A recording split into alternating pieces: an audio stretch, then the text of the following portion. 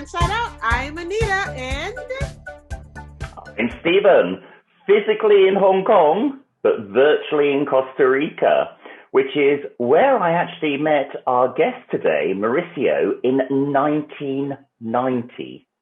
wow. A long time ago. Now, I met Mauricio when I was on a travel agent's tour to familiarize ourselves and promote Costa Rica. And Mauricio was a representative from Costa Rican tourism, and our guide gave us a fabulous time. So that was 31 years ago, Mauricio. So I'm sure you've had a few career changes since then. Tell us about them. Yes, thank you for having me in your show. It is a pleasure to be present in Costa Rica. And yes, 31 years ago, long time ago. In that time, I was working for the tourist board. I was just starting my career in tourism. I was working in the marketing department, and I was in charge of working with the familiarization groups like the one we had with you. And I spent about 2.5 years working there. And in about 1991, I decided, I met a person that wanted to start a new project with a tour operator. And we thought that was a very good idea. Costa Rica was just starting with as being recognized as an ecotourism destination. So I quit my job at the tourist board and I start with this tour operator, where I was for about nearly 20 years. And in 2010, I left the company and I start my new project, which is where I am now. It's called Elements. Elements is an e-commerce tour operator. We provide and specialize in tailor-made holidays for visitors. It is a small company, so we try to maximize the fact that we are small in order to provide a very personalized service. And I am myself fully involved in the day-to-day business. So all my experience in favor of our clients. And absolutely. So we've got a real Costa Rica expert with us today. Have you been to Costa Rica, Annita? I have not been to Costa Rica. I cannot believe that I've missed coming. So I'm so ready to come. So what would you recommend, Mauricio, for the top 5 destinations, the top 5 places that I should visit when I come? That's a good question, Annita. And let me start by telling you that if I would have to use a word that define Costa Rica as a tourist destination, I will use the word diversity. Yeah. Diversity. Despite of the size of Costa Rica, which is about the size of West Virginia or slightly bigger than Switzerland, Costa Rica boasts a great diversity of attractions and destinations, all of them concentrated within such a small piece of land. That makes Costa Rica special, as you don't have to travel long distances in order to experience a different climate, a different scenery, a different forest.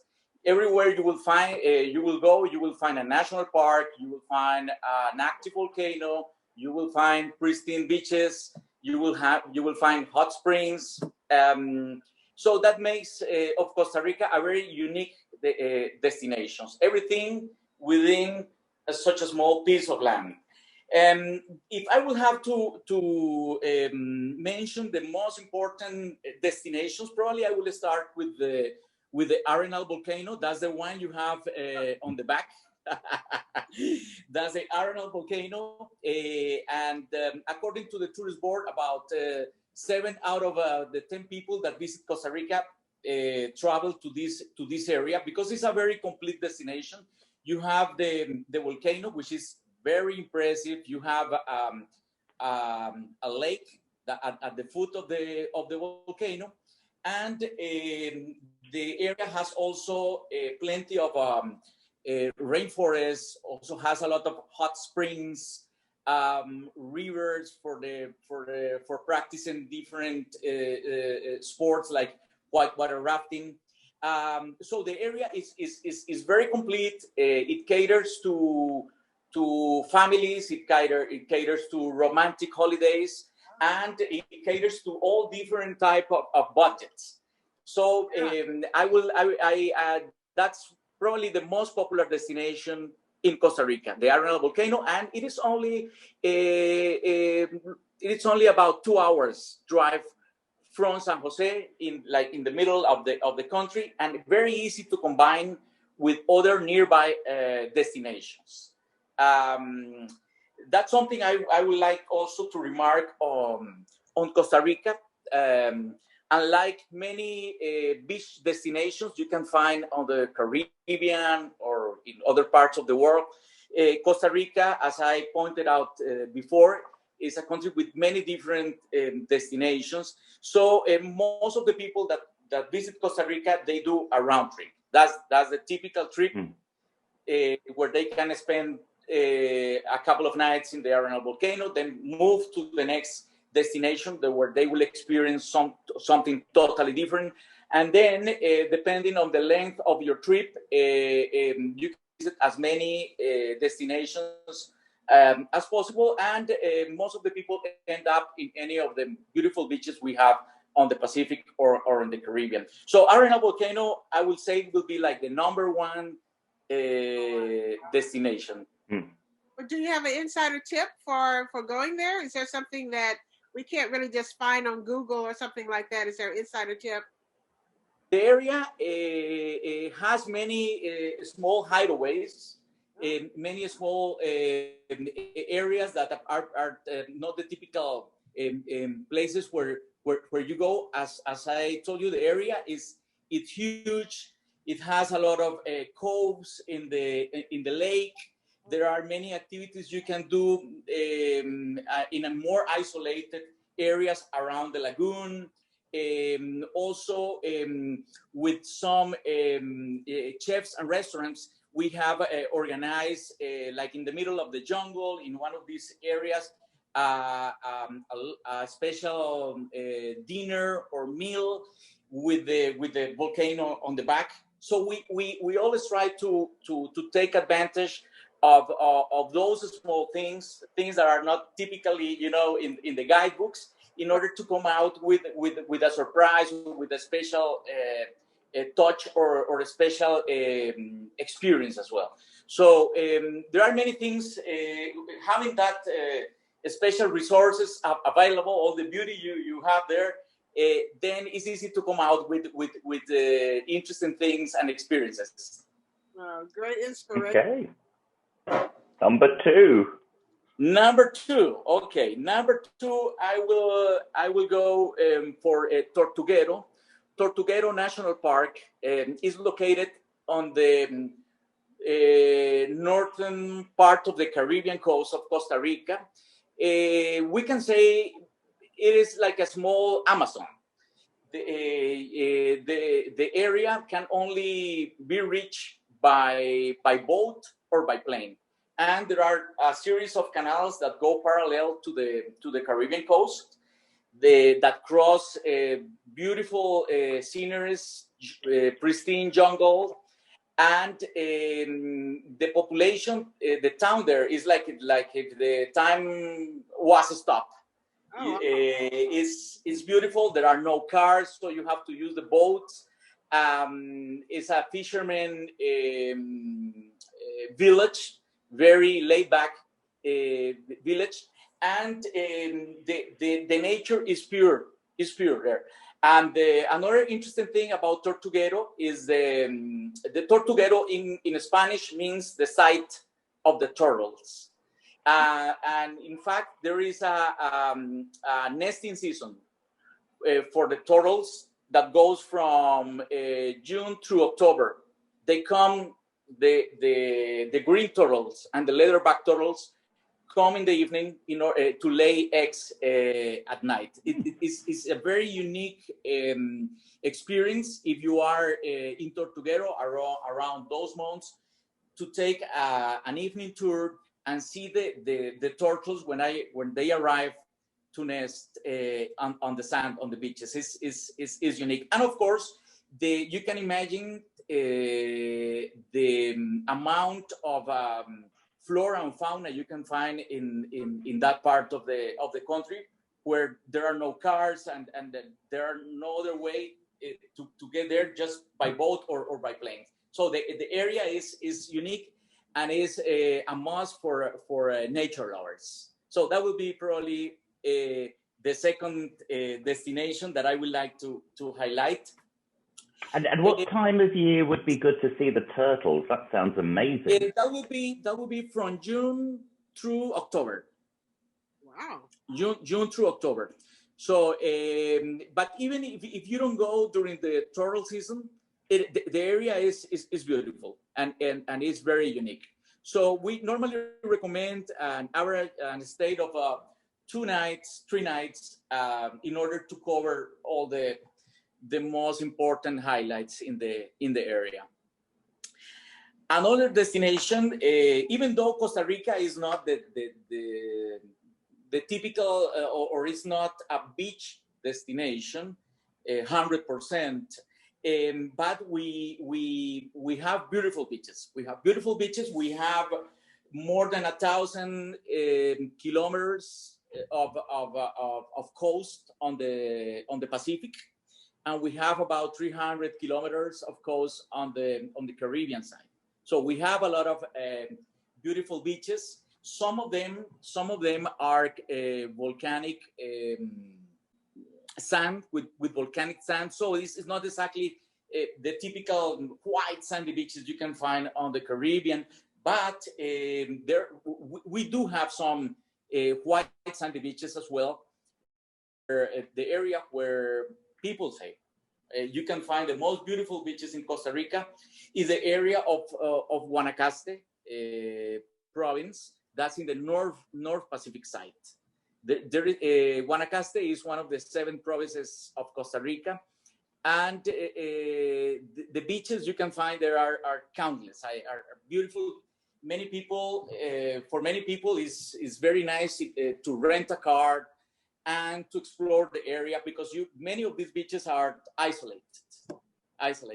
There are very few beaches in some areas that perhaps have experienced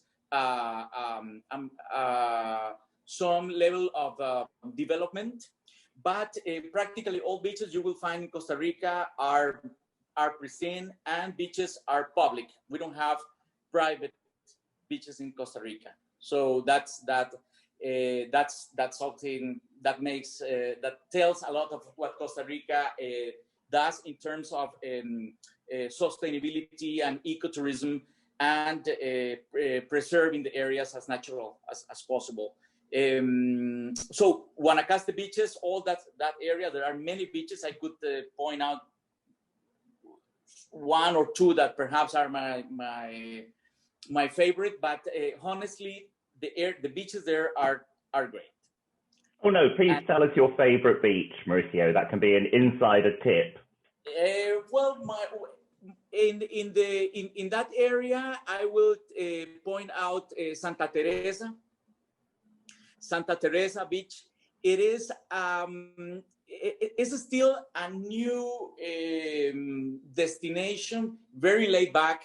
It was more like a hippie town place some years ago, but now there are more infrastructure and more hotels, but not like hotel chains. It's more like a independent hotels and boutique hotels. You know, that type of development is happening right now in Santa Teresa, and surf is great for people that love surfing. Santa Teresa is one of the best places to hang around. Still, the streets are not paved. You know, it's a gravel road, and that feeling of beach that is not developed. I love that, and that's why Santa Teresa is probably one of my best picks in terms of beaches in Guanacaste. Yes, and the Guanacaste beaches was part of the tour that you gave of Costa Rica to the travel agents, including me. Exactly. Yeah. I remember. And I think we visit Hermosa Beach. That was Hermosa, the name of the okay. beach we visit in those days back. Beautiful. Yeah. Yes. Yeah. So many beautiful memories, even though it was a long time ago. And what I remember is visiting both coasts on both sides of Costa Rica, because they're actually not far, but back to your point about diversity, the kind of flavor of those coasts and the scenery is just completely different, because you've got one coast on the Atlantic and the other coast on the Pacific. Exactly. Two different coasts in terms of scenery. Also, culturally speaking, is also very different. The Caribbean zone, Caribbean coast, for example, is marked by the influence of the Afro-Caribbean culture. So we had a lot of Afro-Caribbean people that came to Costa Rica in the late 19th century in order to help with the construction of the railroad that connected the Caribbean with San Jose. So that area is very different. The beaches on the Caribbean are also very nice. But on the Pacific, when you go to the Pacific, you will see it is a little bit more drier than its counterpart on the Caribbean, and the scenery is totally different. So I always advise people that if they have enough time to visit both the Caribbean and then the Pacific, so you can compare and you can do like a coast-to-coast trip, which is, in few places you can do it. In Costa Rica, you can do it. You mentioned the railroad, Mauricio, which was the highlight of my visit to Costa Rica. We went on the railroad, and one of the most memorable things is it actually breaking down. And I think it broke down for several hours. And we were in the middle of what seemed to be like the jungle. And then out of nowhere, this man appeared, this old man, with a big thermos of coffee for us. And we just thought that was so incredible. And we tried to pay him for his trouble, but he wouldn't accept money. He was just doing it out of the kindness of his heart. But I think then we were starting to panic because there's no actual lights on the train because it's so used to going during the daytime. But I think after several hours, they did fix whatever the problem was. And we moved on for the rest of the journey. Yeah, I remember it took us about 10 hours or something to get to our final destination. But it was indeed a very nice experience, even for me that I was used to take that train a couple of times. For me, that experience was unique. Yeah, definitely. Absolutely. And is the railroad still there, Mauricio? No, unfortunately not. There was an earthquake in that area that occurred in the early 90s. It damaged a lot the infrastructure and the railroad. So the government decided not to invest more on that. But it was a pity because it was a real attraction for many travelers. It was called the Jungle Train. That was the name of the train. Yeah. An incredible experience. I think we're on to number 4 now, Mauricio. Number 4, I will say Monteverde Cloud Forest. This is a destination that is located in the center of the country, not far away from the Pacific coast, but it is one of the largest cloud forests in Central America. The cloud forests are the tropical forests that grow above 1,500 meters high, and they are very unique. There are many species that inhabit this forest, and that's why it makes it very interesting to visit, especially for bird watchers. And the Monteverde is very green. Is in the mountains, and is a very totally different scenery than in the Arnold Volcano or the scenery you find on the coastal in the Guanacaste area. So this area is also the home of the Quetzal bird. That was the sacred bird of the Mayas, and is considered one of the most beautiful birds in the world. So in Monteverde also combines pretty well with the Arnold Volcano. And then if you want to continue to the beaches of Guanacaste, it's about 2 hours. So that's then you have more or less a nice itinerary of 1 week: San Jose, Arnold Volcano, Monteverde, and then Guanacaste. That's a typical itinerary for people that visit Costa Rica for a week. So Monteverde, as I was explaining, it is a very unique destination. There are many trails where you can take walks. There are horses where you can take a ride on the mountains. There are beautiful waterfalls. There are also different facilities like the canopies. In fact, the picture you have on the back, this is Monteverde, and this is one of the attractions they have. Exactly, those are the hanging bridges. So there is a system of a network of trails that goes through the forest, and you cross to different hanging bridges. So Monteverde for me will be number 4, and number 5. But probably I would say for me that's my favorite one. Okay, so the Monteverde Cloud Forest is your number 1 favorite for Costa Rica, exactly. So not to be missed. Exactly. I left the best for the last. So Corcovado National Park is located in the South Pacific area of Costa Rica in the Osa Peninsula, and it's probably the closest you can get to pure nature in its more pure state. So Corcovado, it is also very hard to access. It's only you can access it by road, but in a 4-wheel drive. But most of the people also have to go by boat. So the area, practically the whole peninsula is untouched, totally in its purest natural state.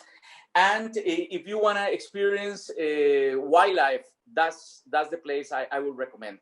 There are not many lodges, but the few ones that you can find there are beautiful and are immersed in the middle of the forest, and you can do so many tours and activities, from boat trips to Caño Island, which is an island that is practically in front of the peninsula, that features coral reefs, trails in the park where you can see a huge amount of wildlife, and there are also possibilities for whitewater rafting and for diving as well in that area. Yes. So whitewater rafting is the start of the destinations in Costa Rica, but it is more like a off the beaten track destination. Yes. Not everybody go there, but that's the one I always recommend to all our clients that really want to experience something unique. So that's kind of an insider tip in itself, to go to the Corcovado National Park. And exactly. I remember whitewater rafting in Costa Rica. I don't know, was it there or was it somewhere else, Mauricio? Well, no, it was somewhere else. I think the excursion we took when you were here, it was the Reventazón River. This is a destination that it's about an hour and a half drive from San Jose. But talking about whitewater rafting, probably the best one I will suggest is Pacuare River. Pacuare River. Pacuare River. It is ranked among the top 10 landscape. The landscape is not only it's also it's ranked one of the best for whitewater rafting, but the scenery and the surrounding makes it more special. So Pacuare will be my pick. The whitewater rafting. Well, I remember the whitewater rafting very well in Costa Rica, because do you remember, Mauricio, we did actually lose somebody, well, not lose them literally, but they fell overboard. Yes. Well, that happens. that happens. That's the fun of it. Very often.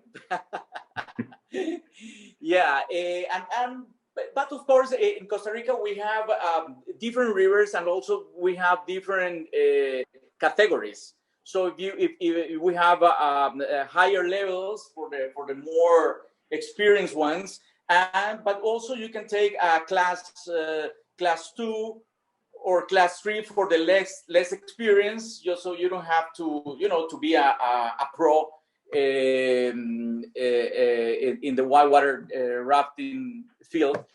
But yeah, plenty of rivers and plenty of different classes to match your skills.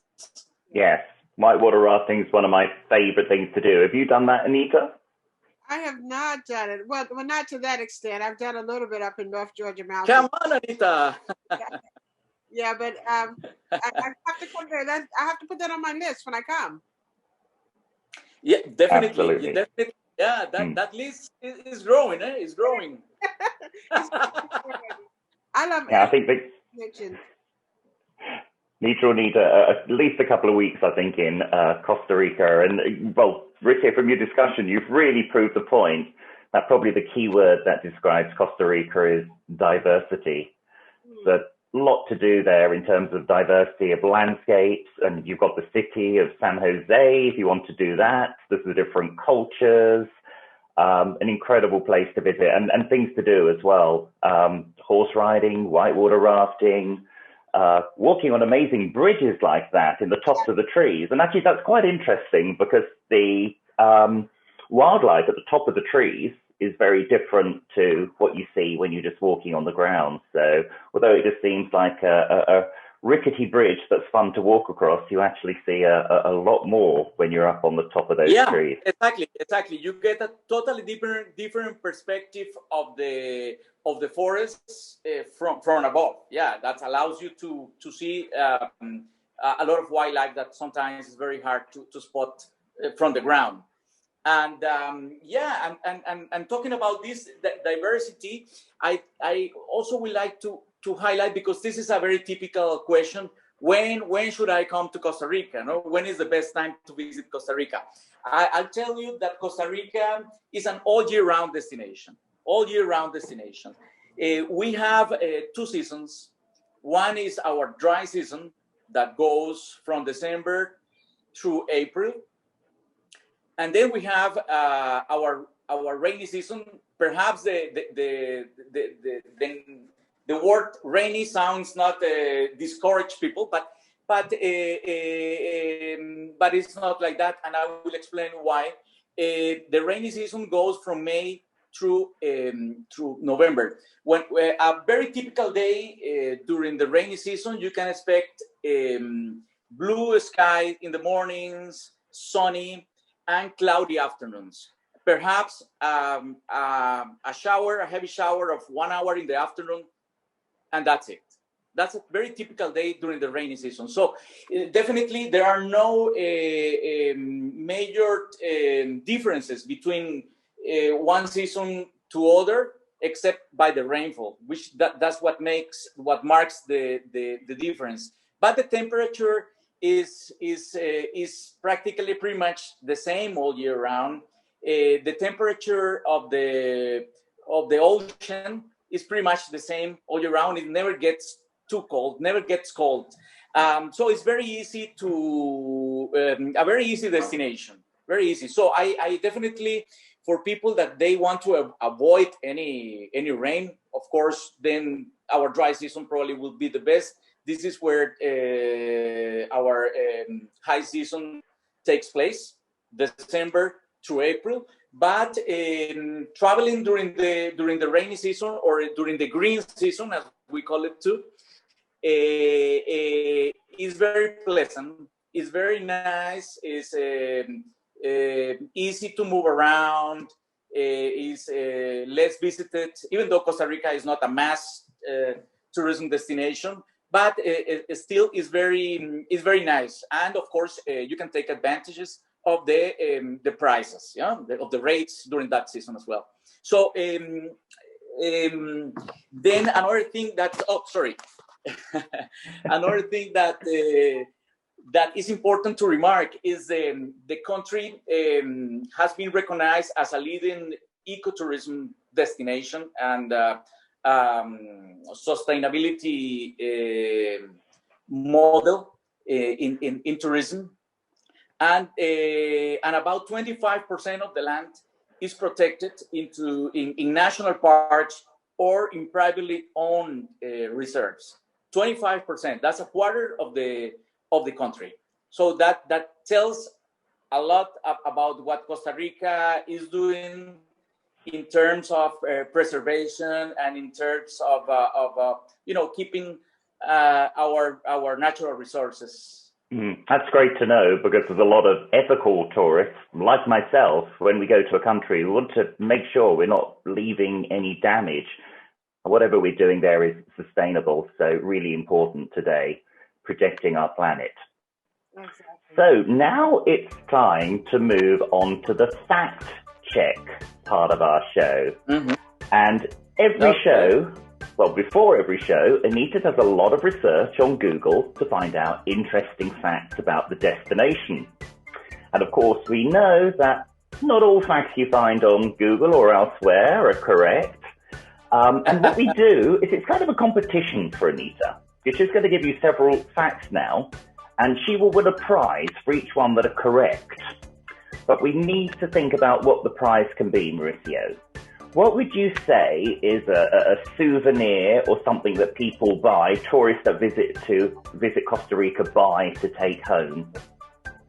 That's the number one thing. Okay. People buy ox carts, like small replicas of ox carts, wooden ox carts. That's one thing.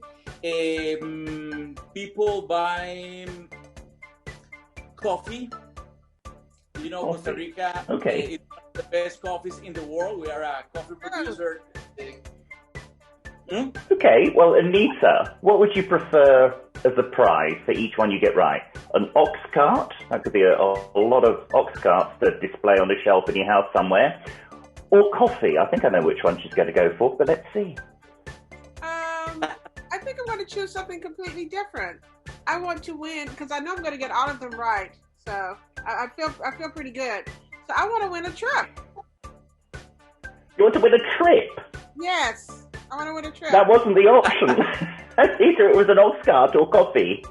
Okay, let's see. Okay, if you get every single one right, maybe we look into that. So just to give you an idea, Mauricio, on previous fact check competitions, she's won everything from pretzels to black pearls. Oh, and a Porsche. Didn't you win a Porsche? Yes. So just imagine her. She will be, maybe driving to Costa Rica in her pearls, in her Porsche, with a glass of German beer in her hand. I think that was another prize. Oh, yes, and cover too. But anyway, so let's go for it. Annita, what's your number one fact to be checked? Well, you can see I go big. Yeah, definitely. Okay, so let's start with the fact check. So here's the first one. I may not pronounce it correctly, but Costa Ricans refer to themselves as ticos, which would be males, and ticas. Did I pronounce it right, tica? That's yeah, you pronounce it pretty well. Yeah, I'm very impressed. We're off to a good start. Okay, so I got some coffee there. Fact number 2. Yeah. Ticos and ticos, and ticas. That's how we are recognized everywhere in Latin America. Ticos, Costa Rican. Sounds good. I'm a tica. I like it. And I'm a Tico. Okay, fact number 2. Costa Rica is around the same size as Lake Michigan and slightly smaller than West Virginia. The U.S. is roughly 181 times larger than Costa Rica. You think that's correct, Mauricio? That's a difficult one. Putting you on the spot there. Very precise. No, that's correct. I know the figure when compared to West Virginia. I don't know the figure regarding Michigan, but I think probably you are correct. Yeah, definitely. Well, Lake Michigan's pretty good. I mean, pretty good size. So, yes. There you go. 2 points, Annita. 2 points. Okay, I'm on a roll here. So, however, Costa Rica has more than 800 miles of coastline. Is that true? 800 miles of coastline? That's correct. Oh, my. That's correct. In both. That's a lot of coast for a small country. Yeah, exactly. Narrow country, small country, but with a lot of coastline, definitely. And that's okay. What makes it so beautiful, and that great diversity, because you have that all of the forests and everything as well. Okay. Exactly, and if you love seafood, then you are in the paradise. Oh, now you're speaking my language. I love seafood. Me too. That's what I should have said. I want is seafood. Yeah. A shrimp for each one you got right. Seafood dinners. With champagne. Dinner. Look at all. So I've gotten a couple of coffees, so we can switch over to seafood dinners now. Okay. All right. So the next one is Costa Rica hosts more than 5% of the world's biodiversity, even though its landmass only takes up 0.3% of the planet's surface. Costa Rica is an example, as you mentioned earlier, of ecotourism and sustainability, with about 25% of its land protected into national parks and privately owned reserves. I love all of this. Yeah, exactly. That's correct, Annita. That's correct. And as I remarked before, that tells a lot of what Costa Rica has been doing in terms of protecting its natural resources. Well, you guys are a model that other places can follow, and I think that's why you're so popular. Why people want to come there as well. And I think my next fact probably plays into that as well. Costa Rica has a life expectancy of almost 77 years, one of the highest in the whole wide world. Yes, that's correct. In fact, there is one of those famous blue zones that exist in the world that were in terms of longevity. There is one of these zones located in Costa Rica, in the peninsula of Nicoya. So yeah, the life expectancy here is high, and also it has to do a lot with the investment the country has done in health, and because the fact of we abolished the army in 1948, so the country has been investing in health, and I think this has paid off a lot, and so we boast a very good health system in Costa Rica. That's very interesting. So if all countries abolished their military, we'd all live longer, healthier lives because of the additional investment that would be able to paid more productively into healthcare and education. And it seems Costa Rica is a role model in that.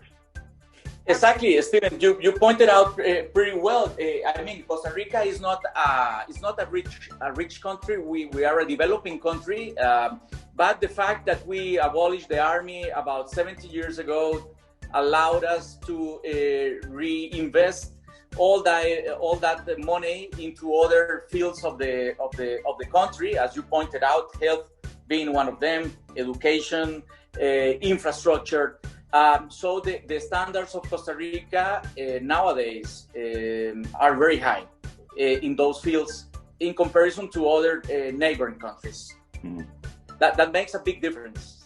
Yeah, definitely does. Okay, we usually stop at 5, but my research was going so well, I just kept going.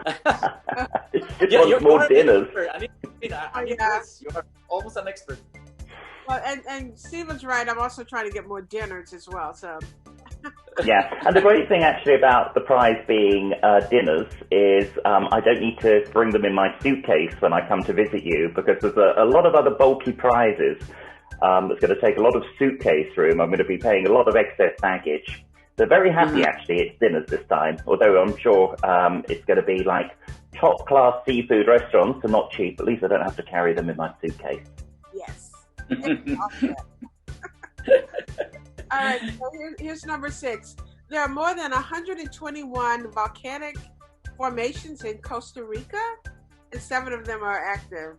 Really? Wow. Oh yeah, exactly. You are right. You are totally right, Annita. The country, even though it's small, we have plenty of volcanoes. Some of them very active. In fact, here in San Jose, where I am now, we have in the surroundings, we have about 3 or 4 different volcanoes, and practically all of 3 of them are active, and so we are very used to the volcanoes.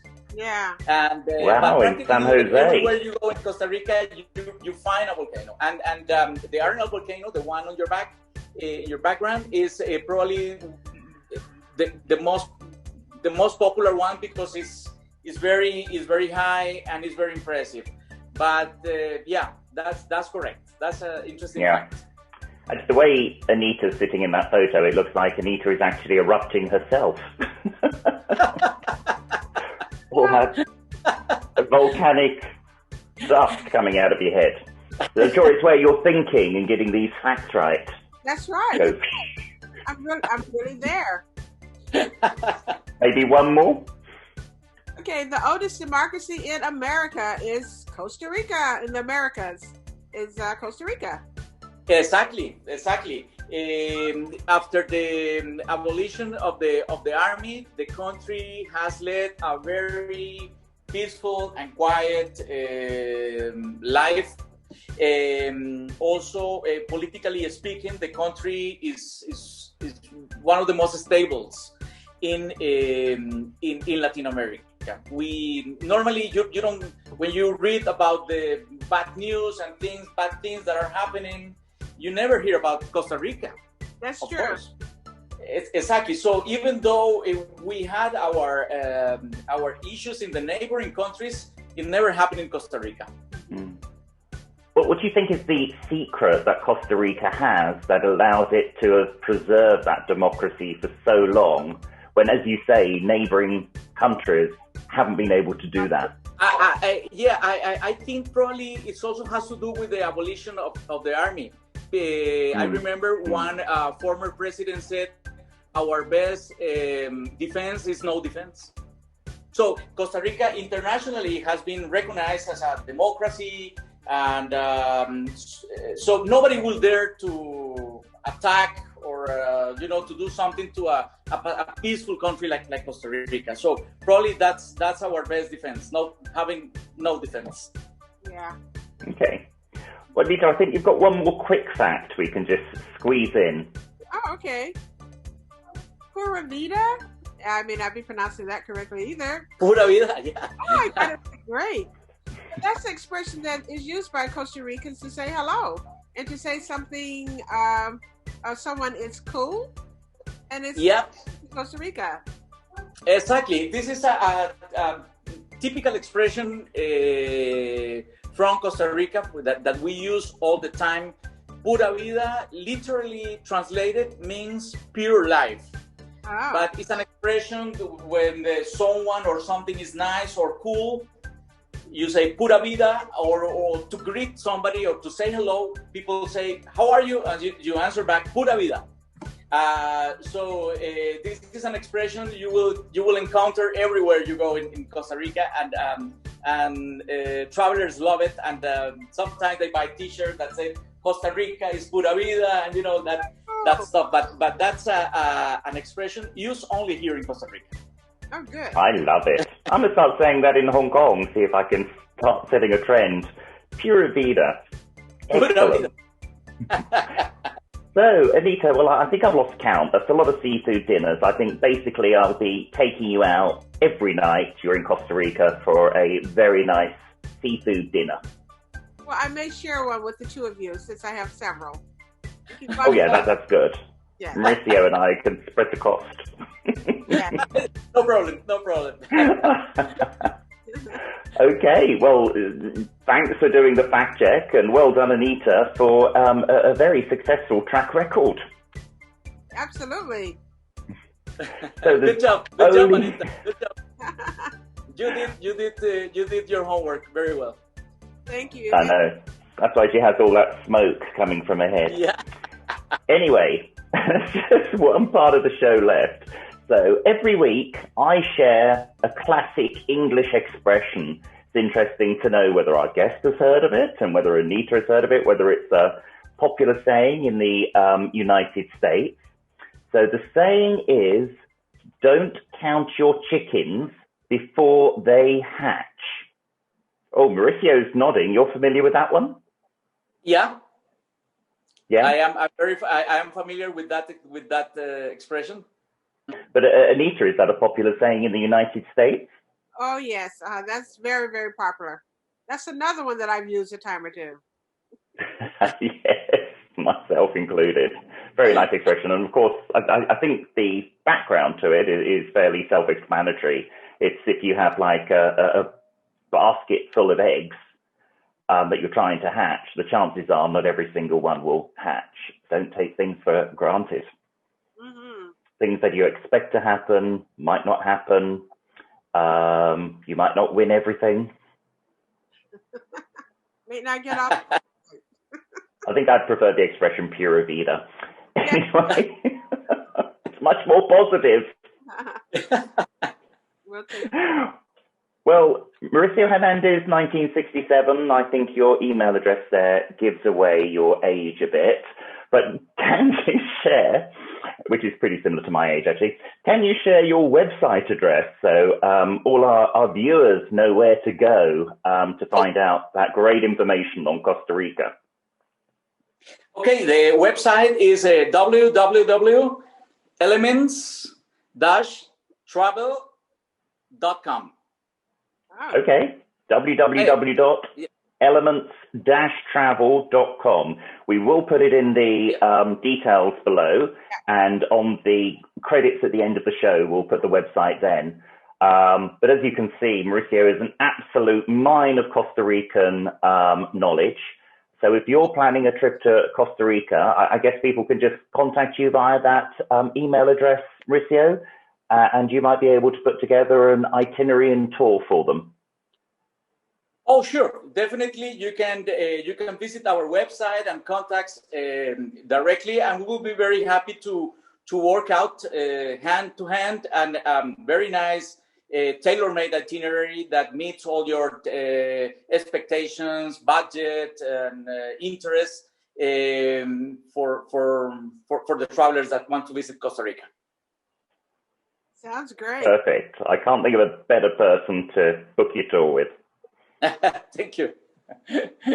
Lots of adventure and lots of fun. Yes, definitely. Definitely very happy to assist anybody. And Annita, you are more than welcome to visit Costa Rica too. I'm ready. I'm taking notes. I've got it all written down. All right. Yeah. Those top 5, you got me all set to go. I'm ready.